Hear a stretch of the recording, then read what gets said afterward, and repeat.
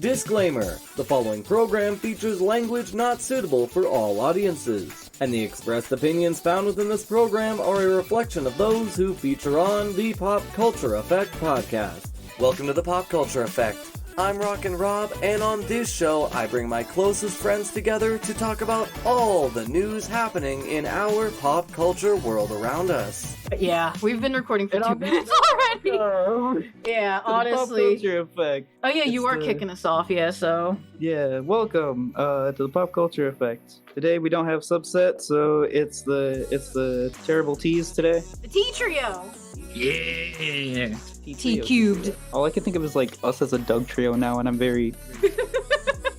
Oh, Jesus. Trent, what's up with my time at Evershine? Right, so, bit of a stretch here, hold on. Okay, there we go. So, my time at Evershine, if you haven't realized, anyone listening, that I have a very specific subsection of games that I enjoy, and that usually focuses and centers on something similar to either A, fantasy RPGs, which this is not really, or life simulation games such as The Sims, or in this case, the Stardew Valley-esque type games. I am a massive fan of Stardew Valley, and while this one isn't a one-for-one of that, it is along the similar line. My Time at Evershine is a game that is going to be, that is currently in the works by the developers of Pathia Games, which is an indie game studio based out of Chongqing, China. I don't know if I said that right. I am very sorry if I fucked that up. You probably butchered that so bad. Is it on the thing that you said? It is, yeah. Chongqing? King? Where? It's right on the side there, like... When you click, it's right on the side, like Pathia Games. Anyway, they're based out of China, but they're a smaller indie studio, and this is their third iteration of the My Time series, which their first one being My Time at Portia, which was an amazing game, and then they had My Time at Sandrock. I haven't fully played that one yet because I'm still finishing My Time at Portia because it's a long game and I get distracted and there's a lot. Because with these games, you know, it's very similar to like a Harvest Moon kind of style where you new person and you got to grind your way through the village. Not grind your way through the village. You build yourself up as whether it's a farmer, and this one you are a builder at the very least with My Time at Portia, and you kind of like build the town back up and everything.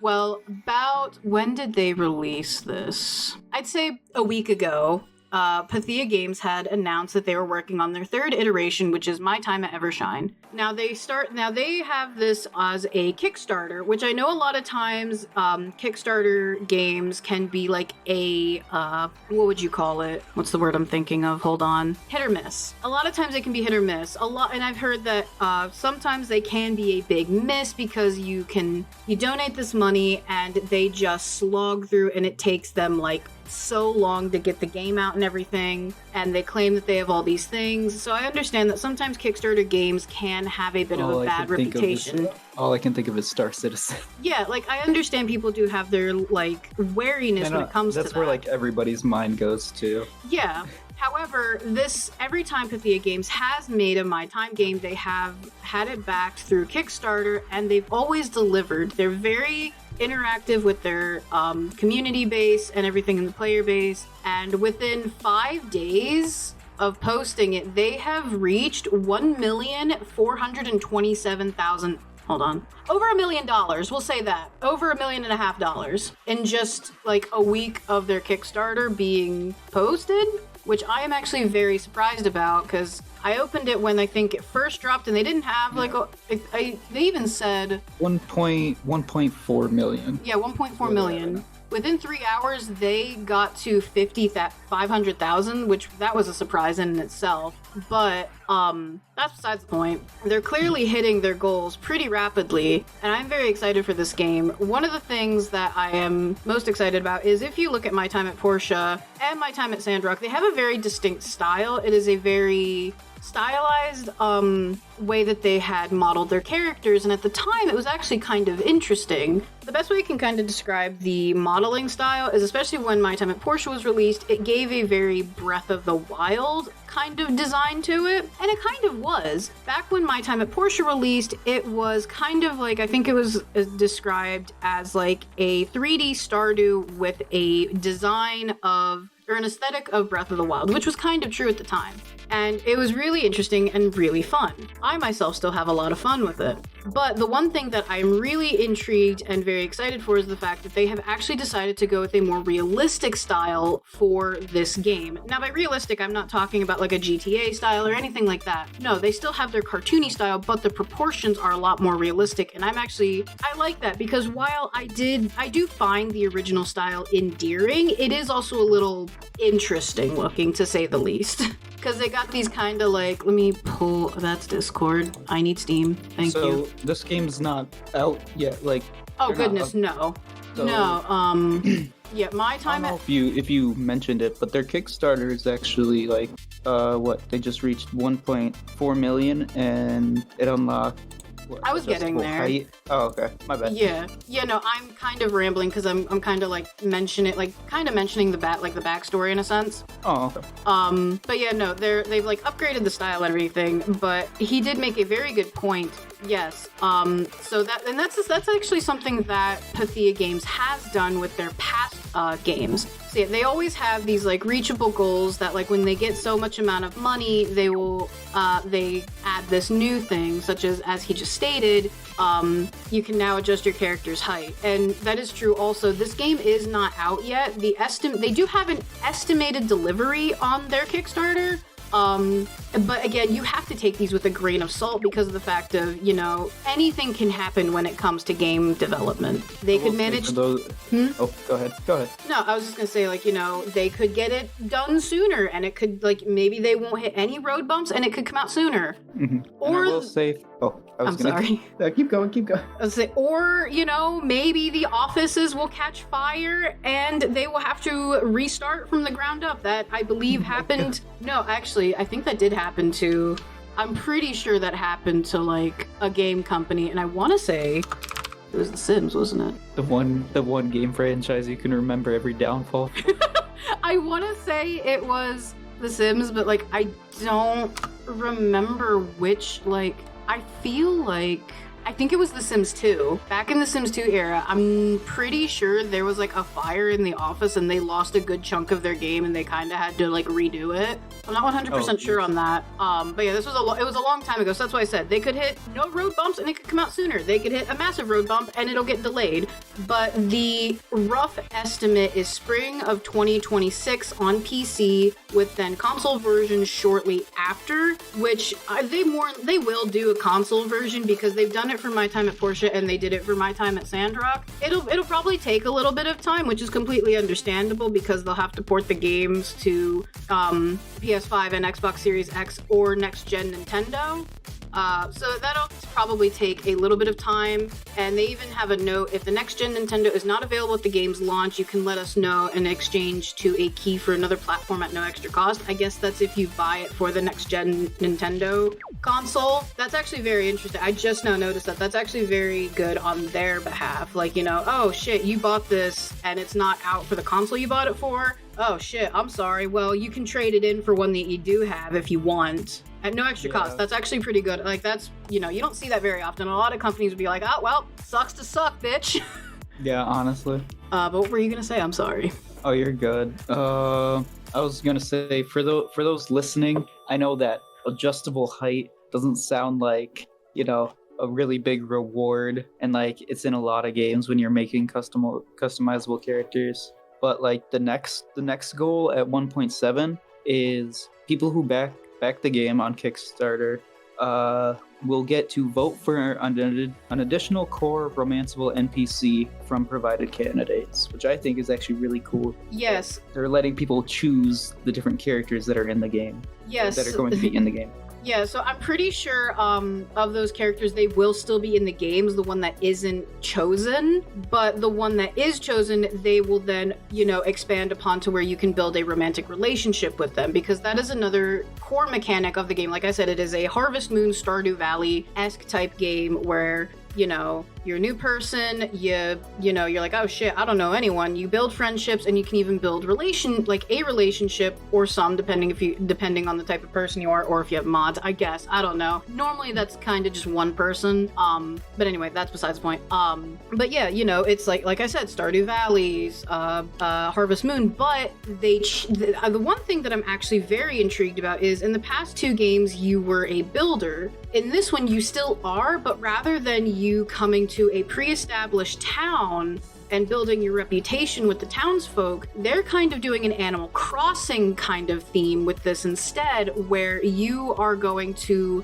this, you're essentially being sent out to reclaim war-torn land and build a new settlement, and you are like the mayor of this new settlement, and I thought that was really intriguing. So they're still keeping like the building aspect and like the resource management and like material gathering and grind and everything like that, which is a core mechanic of the game, but rather than building your reputation in a pre-established town, you are now tasked with building a city, with building a town, bringing in people, and building a relationship with the people you bring in. And I think that's very intriguing, and I'm actually very excited for that. With the plot line of this, because they actually do have a plot line rather than just like, oh, this game is this standalone, this game is that standalone. They actually do all interconnect. With My Time at Portia being the first one, I believe My Time at Sandrock took place a couple months beforehand. This one will take place 3 years after. But the nice thing is you don't need to play like them in order to understand what's going on, and I'm going to naturally assume that's how this one will be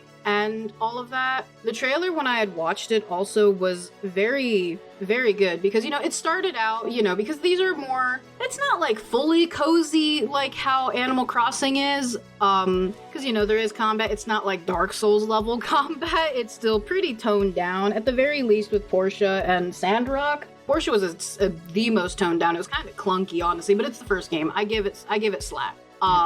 But they're basically, I think it's going to delve into a little bit more deeper territories, because the whole premise of the My Time series is it's actually technically a post-apocalyptic setting. You look at these games and you think, oh, it's just some random setting, and things are a little like, kind of like a semi like no magic fantasy setting. No, this is technically a setting in the deep future after a massive like cataclysm happened and destroyed the world, and then people are slowly coming back and reclaiming what's left.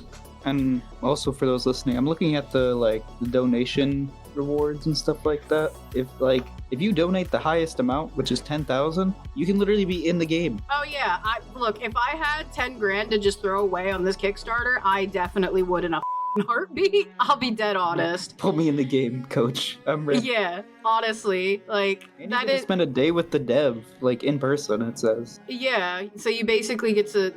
They must fly out to China or something. That'd be interesting. No, but you get 5,000, which is the second highest. You get a custom in-game high-end outfit for PC. You get a custom in-game book design, plus all the previous reward. Every upped one includes all the previous rewards. You get 2 Steam key, 2 keys for any console, any version that you want, 2 alpha game keys for Steam, a bunch of stuff. It's not. Yeah, they have a bunch of stuff for every tier, starting at the lowest, which is $20, which it's not the lowest, but it is that's not too bad. And if you just spend $20 on it, you get a game key, which honestly I'd say that's even cheaper than what it'll probably release for, just because of how things are expensive. Should say that one's for PC only.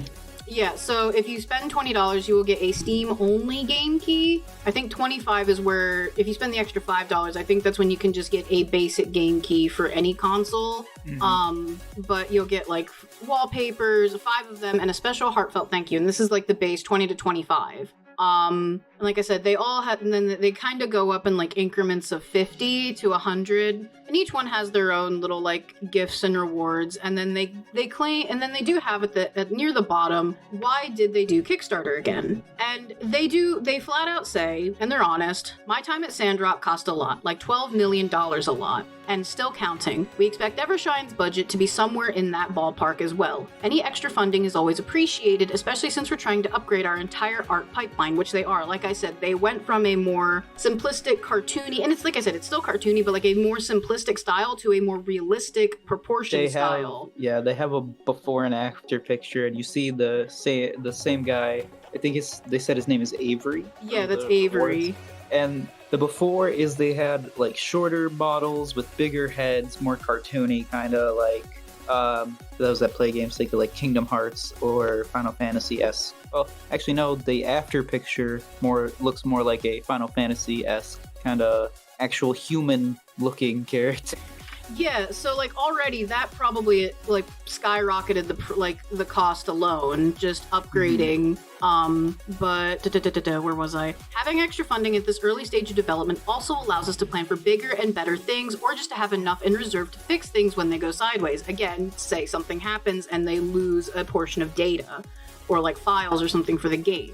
Outside of funding needs, any early support and good numbers from a Kickstarter can actually help us get better marketing resources from different publishers, media, and platform holders. So again, then they can also put some money towards marketing for, say, like on YouTube or something to advertise their games or something. I know a lot of times ads on YouTube can be quite annoying. I can't say anything in the sense of supporting it because I do have an ad blocker. But, you know, in general, they can spend more resources to get more ads to branch out their game, which, you know, every developer has to do that. As annoying as advertisements can be, it is kind of the lifeblood of companies. As tragic as it is to say that, you know, as annoying as ads can be, they are the lifeblood to keep a company rolling.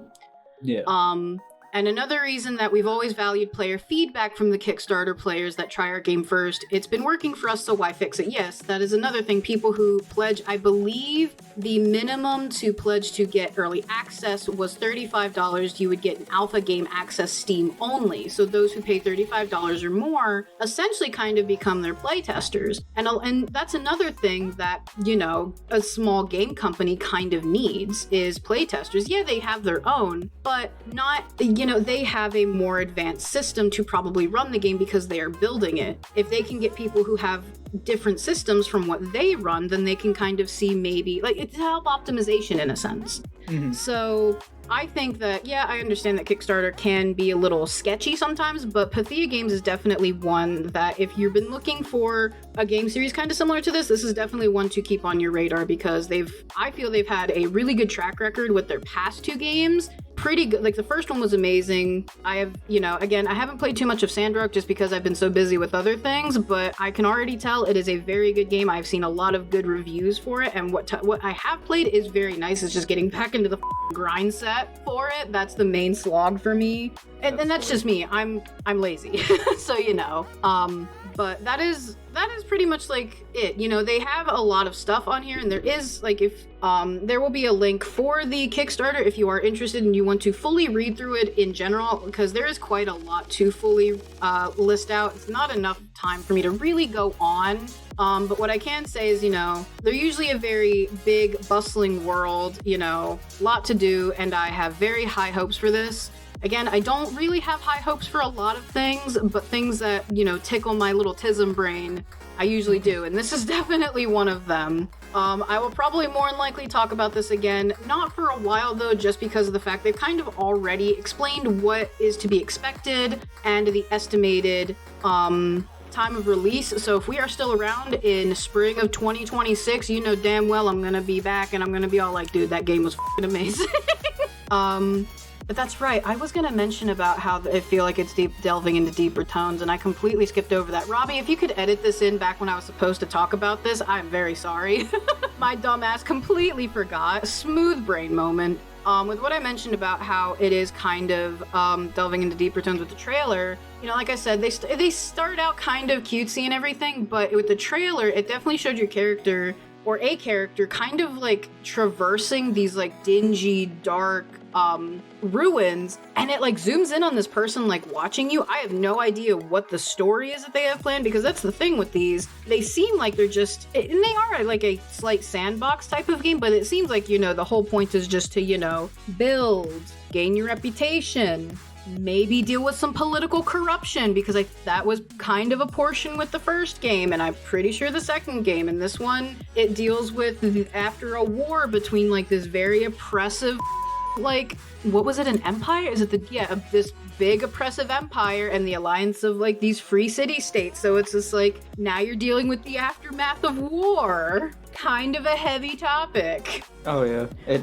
But yeah, the basic plot premise is, you're pretty much playing as a governor who will be reclaiming a new settlement after this land was essentially ravaged by war, which I think that's interesting. I'm kind of rambling. I could ramble about this series for a long time, and I probably shouldn't. Ramble. I know, because I have more things that I'm going to ramble about, because Blaze, what is this that you have to tell us about this music video about something that I also autistically enjoy, but more in like a love-hate situation? Yes, your love-hate relationship. Your love-hate relationship with League of Legends. So Linkin Park has come back within the last month and a half, almost 2 months at this point, where they announced a new album and tour for their From Zero album that they're currently making and releasing. With that, they announced their new lead singer to replace Chester, may he rest in peace. Emily Armstrong is their new vocalist, to pair with Mike Shinoda to basically bring back Linkin Park. 3 weeks ago, they released their first song from their From Zero album, Emptiness Machine, which I thought the song was really good. I really liked it. I think Emily is a pretty decent choice to put in. You can definitely tell she is trying to put her own spin on it and not try to copy Chester. I don't think that's in any of their mindsets to have Emily replace Chester just to continue the band going. Mm-hmm. But Emptiness Machine was really good. I really liked it. And just a couple days ago, earlier this week, from this recording, they released a new song with League of Legends. They did a music video where the music video is for the song Heavy is the Crown, which is also going to be on their From Zero album. And the music video shows a animated fight between a bunch of other top league teams, with Faker being basically like the king in this situation, with his group trying to protect the crown and their castle. So to give some quick context on what he's fully talking about, because I understand, Blaze is more of the Linkin Park fan, but I'm sadly the League of Legends idiot. I'm the lore nut. Yeah. So the whole reason for the reason for the music video is, every year, if you are at least semi-familiar with League of Legends, it is, one of the biggest MOBAs to pretty much, grace the internet with its disgusting cesspool of a horrible game, horrible player base. It's a cesspool. It's worse than one of the best MOBAs to ever MOBA. Yeah, one of the best MOBAs to ever MOBA, but by that, you still play it? I only play it with friends. Shut up. Anyway, it is, if you've heard of League of Legends, you've either heard of it with one of two, demeanors, and probably the one you've always heard of is ew. And I don't blame the people. But anyway, because of the fact it is one of the biggest MOBAs out there, they have a competitive gaming scene, and this music video was made for their 2024 League of Legends Worlds Anthem, which Worlds is essentially, like I said, that is their competitive scene, similar to... I don't follow competitive gaming, so it's kind of similar to, like, a competitive Magic tournament that's global. I don't know. I don't follow that shit. Like the Overwatch Championship. Yeah. Or the... StarCraft. Or, yeah. Honestly, League and CSGO are, like, the two biggest ones, so... Exactly, so that's why I said, like, yeah, I feel like most people have heard of it, but if not, this is the reason why that they have done this, is because every year they do a lot of music videos. Usually they do one to promote the new season when it's a new year, and then near the end of the year, that's when then they do their anthem for their competitive scene. And they usually always, and that's like the one thing I will always say, like League of Legends as a game may be completely dog shit, but they always cook to perfection when it comes to their music videos. I swear to God, like music and animation is where it doesn't. Oh, yeah. It doesn't help either that they're using the same animation style that they've developed from the Arcane series as kind of their main art style for it at this point. And I should say as well, they didn't just like animate like them. They literally like full-on recreated them in the League style with League outfits and stuff too. Oh yeah, like when Arcane dropped and they made the music video for Enemy, I think that was the song. I know, like Enemy with Imagine Dragons. Yeah, when they like released Enemy for Arcane, because I honestly Imagine Dragons is kind of like Riot's little music baby. They always default to them for their song. Did I say Imagine Wagons? No, I just do it because one of their biggest albums has the wagon floating on. Oh, okay. So people call them Imagine Wagons. But anyway, yeah. So like they did the same thing for Imagine Dragons for the Enemy music video. They animated and modeled the singers in the music video in their style, like they were part of the universe, as if they were like Zonite individuals. So I do like, I do like how they do that. They don't just like plop some random ass individual with the vocals. No, they model the singers as if they were actively singing in the universe. And my favorite part of the whole video, like Blaze said before, Faker and his team, his actual team, like for the League Championship, are fighting the other team T1 to hold the crown, and you see them actually wielding the weapons of their mains in League. And every now and then, when the two like actual players clash, you'll see silhouettes of the champions that they play as. And that is something that they have also done. Cool. They've also done that for their other worlds animations or music videos where they model the player. Faker, whoever. Faker's the only one I know because again I don't follow this shit because I'm a dork, but I'm not that much of a dork. But yeah, they have done that in the past where they will have the one that really comes to mind is I think Rise, which year was that? That was 2018, where they showed, the players and them picking up the weapons that were reminiscent of their mains. So like they had Sejuani's ice whip thingy. I don't know what the she uses. They had I think it was Faker using Rise's abilities. Again, another one of his mains, I think, back in the day. I don't know if he still plays them, because again, I don't watch it. He had it looked like a staff with like a hammer on top. I can't remember who it is. In the most recent one?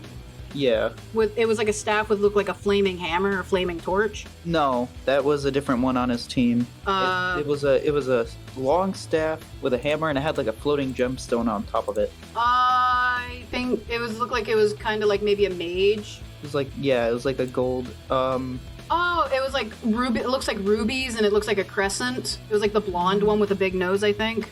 I'm not sure. That I believe is supposed to be LeBlanc, and again, I don't know. I think Faker at the end appeared as Azir, which that actually kind of fits because one, I believe Faker is a mid laner, Azir is a mid lane champion, and ironically enough, he is an emperor. It's Azir's staff. Yeah, which I actually think that was a very interesting choice, and he probably does play him. I think he is one of the few people that I guess legitimately still plays Azir. I have never touched Birdman in my life. But yeah, it does make sense then that thematically it would go with this because one, Faker plays mid lane, Azir is a mid laner, and Azir's champion title is the Emperor of Shurima. Kind of thematically fits that the whole song is about a crown and everything and the weight of it. And being an emperor, you have to deal with the weight of a crown. Makes sense. Going to the song though, oh my god. Oh, dude, it was such a good song. I've been listening to it on repeat since yesterday. It is such a bop, and it gives an homage to, like, the old style of Linkin Park, back from, like, in the end of era of, like, Linkin Park. I felt like I was back in middle school. Hybrid theory, like, yeah, it was. I feel like a really good Transformers feel. Again. Yeah, it gave a really good feel to the old style of what Linkin Park used to be, and I think they did it really good. And Emily Armstrong, again, doing really well with this song. And she gets to a part where she does something that you usually see with Chester with the old Linkin Park songs, where they do like a long drawn out scream in the song. Emily does that in this one, but one thing, I don't know if this was intentional or not, but one thing that she did that I think, if this was intentional, was a very smart move to honor Chester. She stops 1 second short of how long Chester has been able to hold that scream to honor him as the better vocalist for Linkin Park. Oh, nice. And if that was made on purpose, I think that was really smart and a really nice homage to Chester. Just like, hey, I'm continuing Linkin Park, but I still honor you for what you've done to it to get it to this point. Also, just for confirmation, yes, he does play his ear. Okay, that's what I was pretty sure, because I have two friends who do watch Worlds and everything, and I'm pretty sure that they've made the joke that, like, there's only like one person who still plays him and it's Faker, but I couldn't remember. He also says that every mid laner should know how to play TF. Well, it's a good thing I'm not a mid laner, even though I do like playing TF every now and then. Yeah, I really like this song. The music video is really cool. It's also making me really hyped for Arcane Season 2, which is right around the corner. That is, yeah. That'll probably be a topic here soon. Oh yeah, we gonna talk all about that. That'd be dope if they use Linkin Park for the second season. I know they used Ash Nico already, because she did Paint the Town Blue for for Arcane, because I know someone who was like, oh, about that. I'm excited, especially with how the trailer looked. Oh yeah, I'll probably get like the free trial for, if they still do that, for like just to watch it, and then I'll be all like, F you Netflix, go away. It looks like Noxus is coming to either like martial law this bitch, or I mean, considering what's-her-face's mom literally strolled up and she was just like, I'm in control now. And then everyone was just, I was about to say, and then every dude was just like, yes, mommy. Yes, please. Degenerate. Hey, Noxian women are attractive, okay? Yeah, but anyway. Vayne's kinda hot. Oh no, wait, she's Demacian. I'm Samira, she's Noxian. Yes. I don't play Noxian champion, so that's why I'm like, who the is Noxian again? But that's pretty much all I had towards the Linkin Park song for the League of Legends music video. I'm really interested to see, or not see, but listen to the rest of the From Zero album when it releases. Because just these first two songs alone have been bangers. I'm excited to hear the rest of it. Now, you see, I didn't think we'd be back here so quickly, but yeah, Sparking Zero came out. I got early access to it on the 7th, which was a really big surprise to me because I was expecting to wait until the 8th, but I got it in the evening of the 7th. So I got quite a bit of playtime with this game, and it is quite possibly my favorite gameplay-wise Dragon Ball fighting game I've ever played. And it plays just like the Budokai Tenkaichi games, with some new inclusions and change-ups to make the game a little bit more interesting and dynamic. And to get into the meat of this game, the episode battles are great, where the majority of the story is. I've played through 5 out of the 8 stories. I've played through all the protagonist stories. Now I have Frieza, Goku Black, and Jiren to go through, so once I get through those, I'll be able to say I've completed all of them, but then I have to go back through and do all the what-if stories, which looks really interesting.